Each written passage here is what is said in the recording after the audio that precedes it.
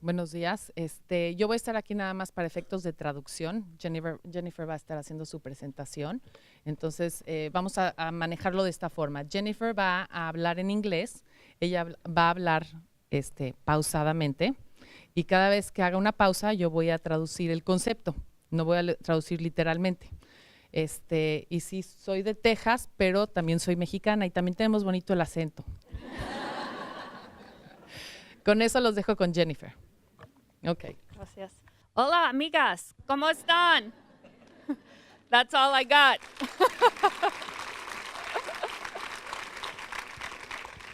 Thank you so much for having me here. I wish I could speak Spanish, but I will speak English from my heart and as slow as I can. I'm very happy to be here. From a personal perspective, I'm from Texas, and we love beef and red wine. So there's no better place to be to visit to have some great barbecue in Malbec. And from a business perspective, I'm happy to be here because last year I had the opportunity to come speak at your leadership conference, and I met so many impressive, strong female leaders that when Deborah and Jeff asked me to come back, I was very honored at the opportunity to come and speak with you. I would like to tell you a little bit more about myself today and my personal journey, and then also share a few lessons that I've learned across my career. That is the biggest picture I have ever seen of me. To really understand my journey, you have to understand my great-grandmother, Lodi Vaneski. She was an immigrant from Poland and came to the United States when she was 8 years old. She married another Polish immigrant. They did not speak very much English, but they were very, very hard workers. And they had a dream of owning their own farm. But when she was 50 years old, her husband died, and she was left with the farm by herself. And some of the neighbors told her, "You're a woman, you cannot run a farm. You don't speak English, you cannot run a business." And she said, "Then I must work harder than all the men." And so when I was a little girl, both of my parents worked, and I spent my days on the farm with my great-grandmother. And one of my most important lessons I've learned in life is that when someone tells you you can't do something, the appropriate response is to simply work harder. And in the days that I spent with her on the farm, I developed a passion for business. We would grow the vegetables, and we had this little stand where we would sell the vegetables, and that's where I learned to count. I learned to count the coins that the people would pay for the vegetables. And I loved business so much, not because of business, but because when we made money, I could go buy ice cream. And my passion for business continued, and this is really where it started. When I was 12 years old, I had a babysitting business because I wanted to buy Jordache jeans. Were Jordache jeans ever popular here? I wanted them so bad, and my mother said, "No, too expensive." And so I babysat children so that I could buy my own Jordache jeans. They were my favorite. Jennifer, can I stop you there? Sure. Just so that you don't... Se está acelerando en su historia y yo ya no estoy entendiendo todos los conceptos. Ok, entonces básicamente lo que ella está diciendo es que para poder entenderla a ella como líder hoy, es importante entender un poco más sobre su historia. Ella habla sobre su vida, cuando era niña, vivió mucho con sus abuelos, que eran unos inmigrantes polacos, que llegaron al país y que tenían esta necesidad de trabajar muy duro para lograr sus sueños. Su abuelo fallece cuando su abuela tenía 50 años apenas, y entonces uno de los elementos que a ella le ayudó como ejemplo de vida fue que su abuela pudiera realmente echarle ganas a pesar de la situación tan adversa con la que se encontraba. Ella empezó a ayudarle a la abuela en el rancho para poder vender los vegetales y poder realmente generar un cierto ingreso para la familia. Ella, por los que no saben, ella es obviamente una experta financiera, entonces ahí empezó ella a contabilizar el dinero en el rancho al vender los vegetales. Y después ella también empezó a generar parte de sus ingresos al hacer, al servir un poco de babysitting y hacer servicios de nanny para otros, porque ella realmente quería comprarse sus jeans Jordache, que eran muy famosos en aquella época. Okay? I understood Jordache. Okay, good. It sounds way more exciting in Spanish. So I always had this passion for business that I learned from my grandmother. And even when I was in high school, while some of the other girls were playing sports or cheerleading, I was in a business marketing organization. And I actually was a nerd. I wore suits to school, business suits, and went to competitions where I learned to give presentations. And I was very famous, top year in my class when I was in high school. And so when I graduated from high school, I did the only thing that I know to do, and I started working. And this was my first job out of high school on the left. In my memory, I worked very hard here. This is the only picture available, so I'm not sure if I really worked that hard. But two very important things happened to me while I worked at that desk. The first one was that a recruiter from a company walked in, Pitney Bowes, and he said, "Why?" He said, "You're so smart. You like to talk to people. You're good at numbers. You're good at business." He said, "Why are you sitting here answering a phone?" And he said, "Come to my company. You can be in sales. The harder you work, the more money you make." And they paid for college tuition. And so I went to Pitney Bowes. I worked there for 5 years, and I went to college at night. And I was the first person in my family to ever graduate college. Okay, I'm going to translate there. Okay.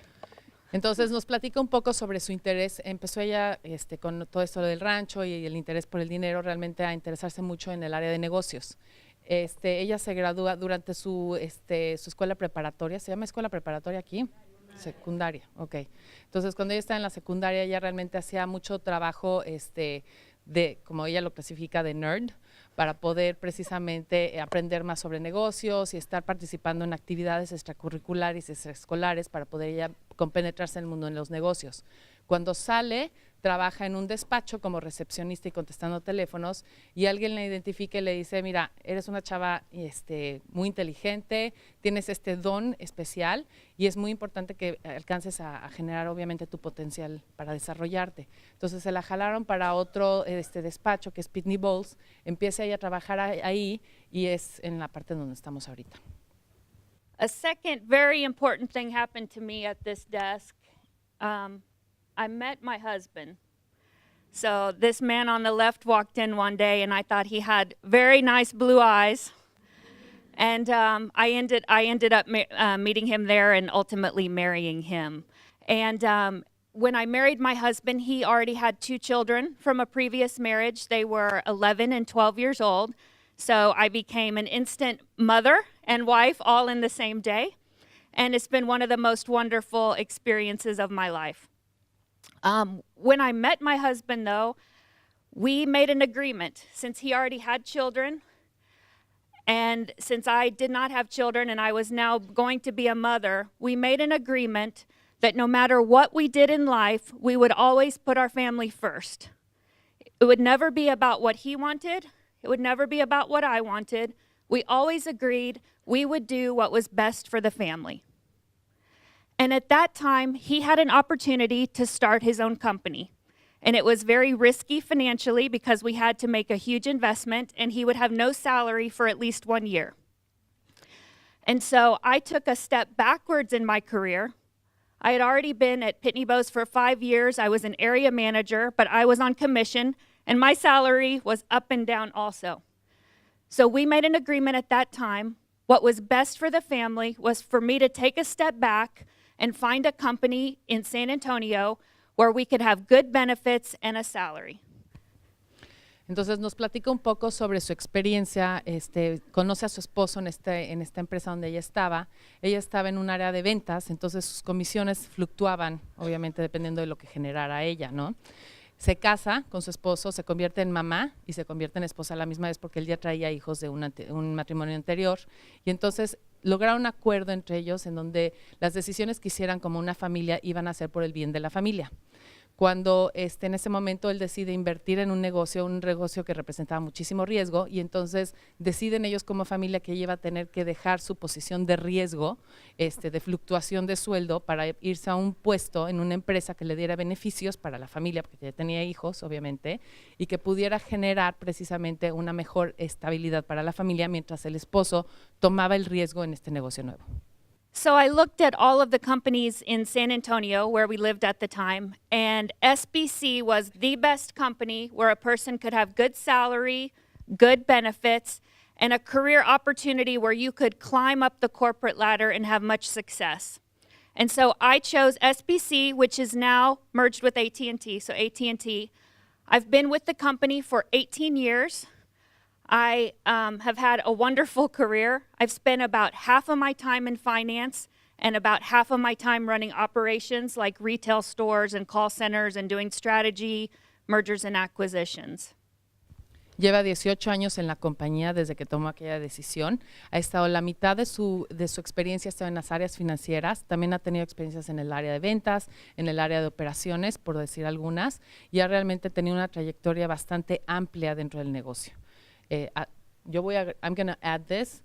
Es una de las mujeres más exitosas en nuestro negocio hoy por hoy y se encuentra en uno de los niveles más altos en los que se encuentran las mujeres en nuestra compañía. So the one part of my plan that didn't go as I expected was that 8 years ago, AT&T moved the headquarters from San Antonio to Dallas. And I had one of the best jobs in San Antonio. And I got a letter that said, will you relocate to Dallas, or are you going to leave the company and look for employment elsewhere? And it was one of the worst days of my life. I was so sad. I went home crying. I'm going to lose my job because we can't move to Dallas. And my husband said, why can't we move to Dallas? And I said, well, because we have 2 children and we'd agreed to take care of the children. And he said, the children are grown and out of the house. They can take care of themselves. And I said, well, we agreed to focus on your career and your business. And he said, no, Jennifer, we agreed we would always do what's best for the family. And what's best for the family is for you to follow your career to Dallas. And so 8 years ago, we moved to Dallas. For 5 years, we lived apart in 2 different cities, and we commuted back and forth every week. And then 3 years ago, he retired, and now we live in Dallas together. Una de las decisiones más difíciles de su carrera fue en el momento en el que las oficinas corporativas se movieron de San Antonio a Dallas. Y entonces a ella se le presentó una carta donde le decían, tu empleo se va a Dallas y si no lo tomas, entonces te vas a quedar sin trabajo. Como le diríamos en México, sin chamba. Entonces ella tiene que tomar esta oportunidad, llega llorando a la casa y platica con su esposo y entonces definen que en ese momento ella va a seguir la carrera que ella tan exitosamente había desempeñado precisamente para poder hacer lo que era lo mejor para la familia. Durante algunos años estuvieron viviendo en ciudades separadas y hacían un commute todos los fines de semana para poderse ver. It was 3 years of commute, right? 5 years of commute. 5 años de commute de una ciudad a otra.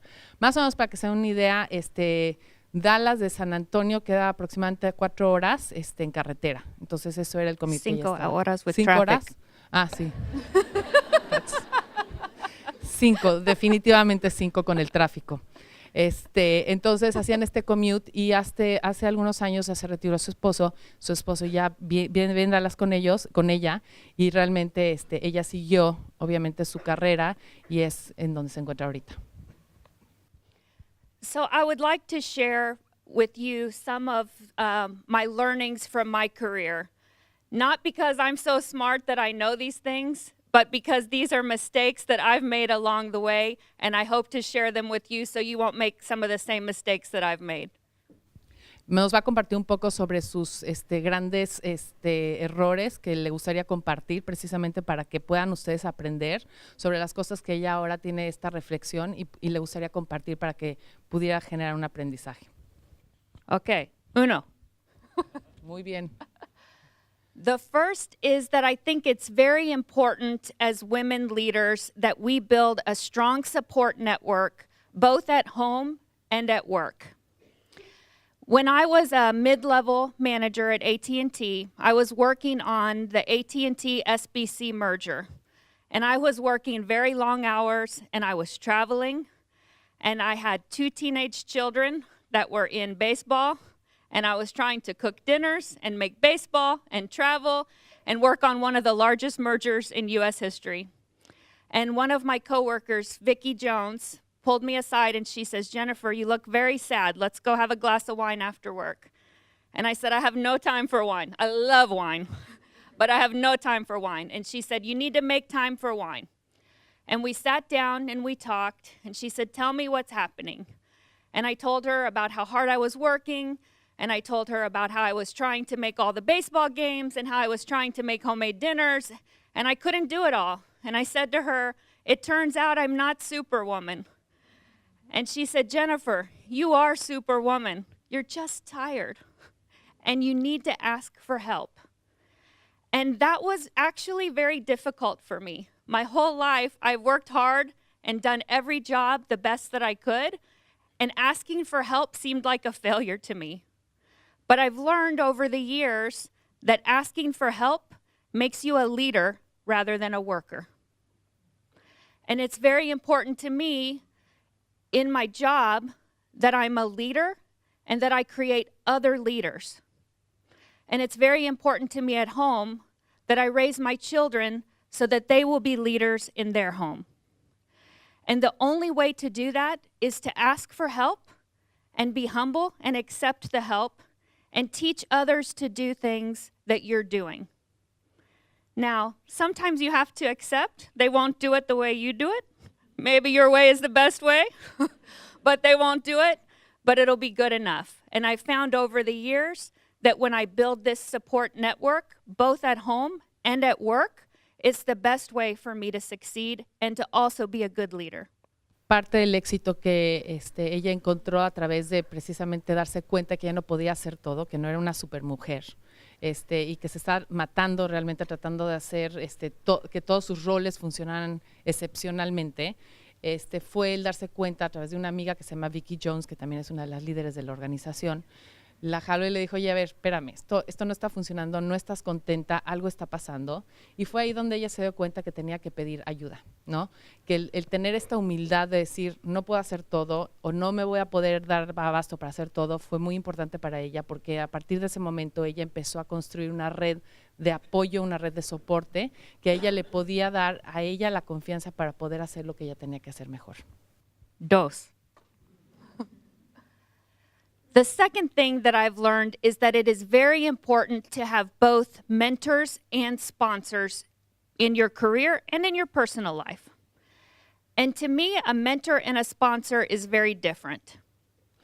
A mentor is someone who talks to you and helps you with problems that you're having, and they can be any level in the organization. And you can go and close a door and talk to a mentor and say, I'm having a problem with my boss. I don't know how to navigate this culture. I need help learning technology is one that I've had to do. And a mentor will help you. They will coach you through the situation that you're in.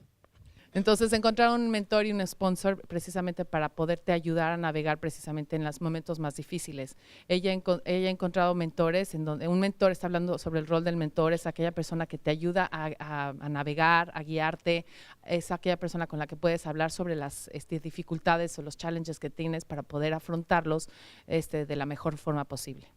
I think of a sponsor as someone a little bit different. A sponsor is someone who's higher up in the organization. They see a much broader role across the company, and they can help open doors for you. And in my career, almost every time I've had a big step up, climb up the ladder, there's been a sponsor who's opened a door for me, given me an opportunity to work on a high-profile project, or given me a promotion to a bigger role. Un sponsor para ella es una persona que tiene una visión mucho más panorámica, es una visión más estratégica del negocio, y para ella, en su caso, los sponsors han sido aquellas personas que le abren la puerta y que le ayudan a subir precisamente al siguiente nivel. So whenever I tell that story in a group like this, every time someone comes up to me after and says, "Oh, Jennifer, will you be my sponsor?" And unfortunately, it doesn't work that way. I think mentors, you can go ask, please, Maria, will you help me with this? I don't understand. Deborah, I don't know the culture. Will you help me? I think you can ask a mentor, will you mentor me on an issue? But a sponsor usually finds you. And so it is incredibly important that when you're interacting at business, that you are visible, that when you have a seat at the table, you share your opinions. And when you don't have a seat at the table, that you volunteer to put yourself in positions where you have an opportunity to show how smart you are, how hardworking you are, so that people at the higher level of the business see you. Para ella un sponsor no es una cuestión en donde la gente llega y te pregunta que si quieres ser su sponsor, o sea, donde tú como persona vas y pides el sponsorship. Eso es para ella un rol de un mentor, en donde tú vas y pides ayuda, vas y solicitas apoyo, guía a un mentor. Un sponsor normalmente es una persona que te va a identificar a ti, que se da cuenta de las oportunidades o de los beneficios que se tiene precisamente al identificar a una persona con un cierto potencial y poder ayudar a esa persona a seguir subiendo en la organización. Para ella es muy importante que ustedes se den cuenta que es indispensable que tomen ustedes las oportunidades cuando tienen las oportunidades de estar en una presentación o sentarse a la mesa, y si no las tienen, que busquen las oportunidades de voluntariarse en proyectos, voluntariarse en cuestiones involucradas con el negocio para que ustedes puedan tener esa visibilidad, y entonces un sponsor puede identificar a las personas que desea precisamente ayudar. When Deborah and I were talking about this event and she saw my slides, she asked me, Jennifer, is it important that the mentors and sponsors are women? And I said, no, it's impossible. There's not enough women in leadership positions to mentor or sponsor everyone here. And so that is why I think it's incredibly important that men are involved in the conversation. And so I'm so happy to see the men that are here today, because we all, in order to have equality and hear every voice at the table, it takes men and women working together. Para ella, cuando estábamos teniendo una conversación de preparación para este evento, y yo le hice una pregunta, le dije, ¿qué crees? O sea, es importante tener a los hombres involucrados, y en su opinión es sumamente importante que los hombres estén involucrados porque no tenemos a las mujeres en las posiciones de liderazgo hoy por hoy. Entonces, el tener a los hombres como parte de la ecuación es sumamente importante para poder ayudar a que esta fórmula funcione. So as an employee in my career, it's been very important to have mentors and sponsors. But as leaders in our community and at work, I think it's equally important that we are mentors and sponsors of other leaders.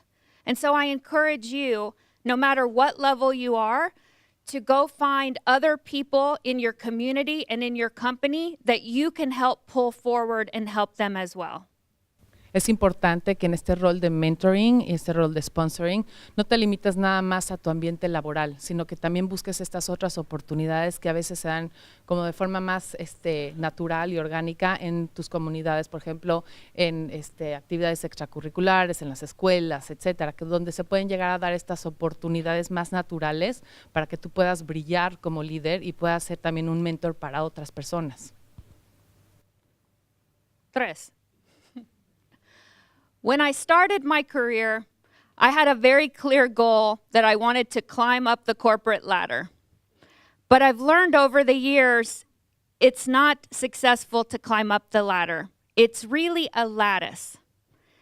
And sometimes to move up in your career, you have to take assignments that are outside of your comfort zone, and you have to take projects that are not core competency for you. And so as a finance person, one of the scariest times in my career is when I was asked to go run retail stores. Para ella no es nada más sobre una progresión, ¿no? Hacia arriba, no es una progresión vertical, sino también es necesario explorar las oportunidades horizontales.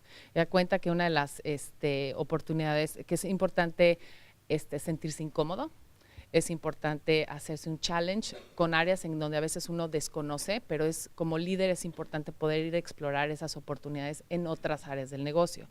Para ella, una de sus áreas más incómodas fue cuando ella en su mente financiera como líder financiero la pasaron a ser líder de lo que eran las tiendas de retail de la organización, y eso fue un momento de mucho stretch para ella. So I was in finance at the time, and Ralph De La Vega was a very respected leader at AT&T Wireless, and I wanted to be his CFO. I set my goal that I wanted to be his CFO. It was the biggest CFO job at AT&T. And I went and I got on his calendar and I said, I want to meet with you. And I said, your CFO is going to retire in 3 to 5 years. And I want to make sure that I'm on the list of candidates for that role. What do I need to do? And he said, Jennifer, I know that you know how to be a CFO, but I want a partner who knows my business. And in order to know my business, you need to move to Arizona and you need to go run retail and run network and run marketing and be the only leader in 2 states with no support to see if you can do it. And 10 months later, I had grown sales per store 20%. I had increased profits, and I was promoted to strategy for all of wireless because he wanted someone who understood his business that could drive change. And so because I took a risk outside of my comfort zone, because I was successful when I did it, it actually opened up a door for me to be promoted in a job I had never imagined that I would be in, and I found it very rewarding, and I learned so much more. Jennifer tuvo la oportunidad de hablar con Ralph De La Vega. La mayoría de ustedes lo oyeron o lo vieron en alguna ocasión anteriormente, y ella le dijo a él que ella quería ser su CFO. Un puesto obviamente de mucha importancia y de mucha relevancia para el negocio, el mayor puesto de CFO que existía en ese momento en el negocio. Entonces Ralph le dijo que para que ella pudiera estar en esa posición, él sabía que ella tenía toda la experiencia financiera del mundo y que ella era buenísima financiera, pero para poder estar en esa posición él necesitaba que ella conociera el negocio. Y eso la forzó a ella a moverse a Arizona, a ir a manejar un área del negocio en la que ella nunca había estado, y la forzó a un área afuera de su área de confort, precisamente para poder empezar a estirar músculos que no había estirado nunca. Y fue promovida precisamente al área de estrategia, precisamente porque Ralph quería que una persona que conociera el negocio y que conociera la parte financiera pudiera manejar la parte de estrategia. Y después la ascendieron a una posición de la que ella solamente podía pensar, pero realmente nunca había imaginado que iba a ser suya. I also think it's important that as leaders in the business, we have a broad perspective of the different functions. In the past, a leader could move up within their organization. So if you were in marketing, you could start in marketing, get a bigger job in marketing, super big job in marketing.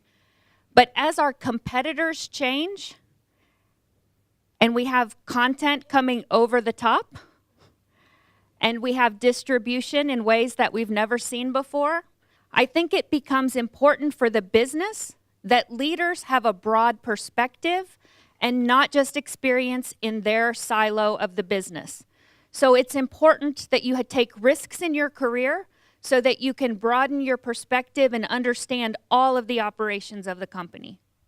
En el pasado el moverse de forma vertical en el negocio era como lo más común, ¿no? Te podías convertir en una persona, estabas en un área de mercadotecnia, que seguías creciendo en roles de mercadotecnia y podías ser el super líder de mercadotecnia si es que el jefe se iba, ¿no? Entonces era toda una trayectoria como mucho en un área vertical, ¿no? Entonces, hoy con la competencia, hoy con la dinámica de negocio, es importante que los líderes consideren moverse en diferentes áreas del negocio para poder realmente ser un líder que pueda tener esta amplitud, esta estrategia, esta visión panorámica del negocio y pueda realmente tener una posición de liderazgo. Okay, and one fun thing. So, one of the greatest experiences of my career have been the women of AT&T. And I will tell you that we look out for each other and we take care of each other. And sometimes we have to compete for roles and we work hard, and that's okay too. But at the end of the day, whenever I see another superwoman who looks tired, I be sure to pull her aside and give her a few words of encouragement because sometimes other superwomen are tired and they need your support. And so I hope all of you will build a great peer network like I have with people like your new leader, Lori Lee, and Vicki Jones, and Debbie Dial, and all the wonderful women of AT&T. I hope that you will have Mujeres de Latam network, very similar here, so that you can help each other out and be a support network as well. Ella ha tenido la bendición de poder formar parte de un grupo de un grupo reducido de mujeres que se apoyan constantemente, que están ahí la una para la otra, para ayudarse en esos momentos en donde más se necesitan. Y confían en que precisamente hay veces que ella precisamente hace este reach out o alcanza a algunas mujeres que de repente ve que también andan cansadas como ella estuvo hace algunos años y les ayuda precisamente a seguir adelante. Ha tenido esta oportunidad de tener buenas relaciones con nuestra nueva líder que es Lori Lee, que está por allá, ¿sí? Así como también con otras mujeres. Could you explain a little bit about the picture in the middle? Yes. Okay, so we have many cultural differences, but I think we have one the same. We love shoes in the United States. Do you love shoes as well?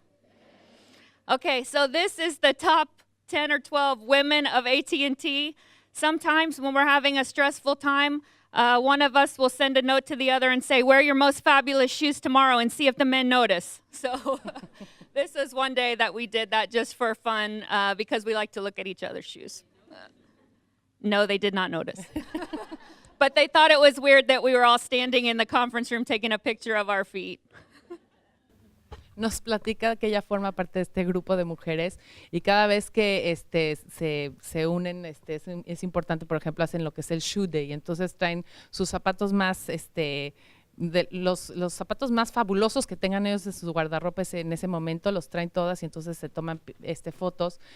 Hicieron algún día un challenge en donde dijeron, bueno, vamos a ver si los hombres se dan cuenta de que estamos usando unos zapatos increíbles. Los hombres no se dieron cuenta. Pero es parte de precisamente este network que tienen, el network de apoyo, y este tema de los zapatos es muy importante para ellas. So thank you very much.